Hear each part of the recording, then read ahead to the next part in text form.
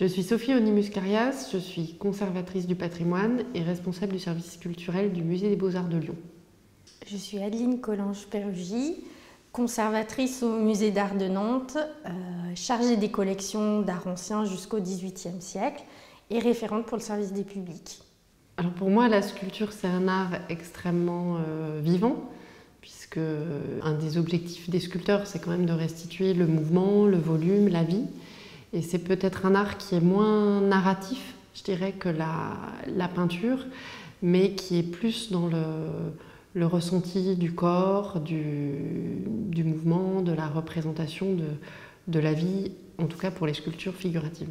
Ce qui est intéressant, c'est cette querelle qu'il y a eu pendant très longtemps entre la peinture et la sculpture, justement dans cette idée de représentation de la vie, une représentation sensuelle, tactile, avec les sculpteurs qui ont toujours mis en avant justement ce côté en 3 dimensions de représenter une vie beaucoup plus proche que ce que pouvait faire la peinture. Et c'est amusant maintenant de voir que nous, c'est des arts qu'on considère comme égaux et qu'il y a eu cette querelle pendant des siècles.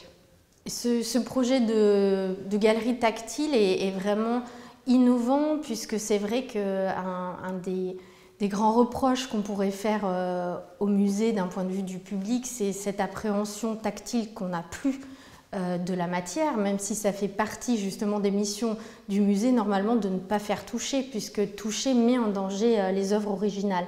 Donc en fait, c'est aller au-delà de cette interdiction pour appréhender la matière au plus près. Et ça, c'est très innovant dans un musée, puisque le sens du toucher, en fait, c'est un de ceux, puisque ce n'est pas le seul, qui est le moins utilisé.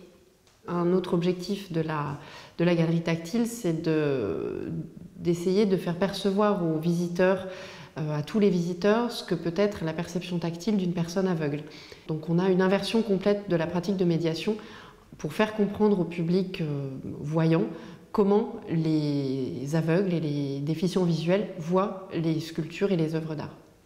Ce qui arrive le plus souvent, c'est que le public touche sans demander, mais quelque chose de très important, c'est que là aussi c'est une vraie pédagogie dans nos collections, parce qu'ils touchent sans demander, mais le plus souvent sans penser à mal en fait. C'est quelque chose de naturel, une espèce de pulsion physique, et en même temps je dirais presque que les œuvres appellent à toucher. Du coup, on est dans ce paradoxe-là qu'on essaie justement d'enlever cette extraordinaire frustration du public par la galerie tactile.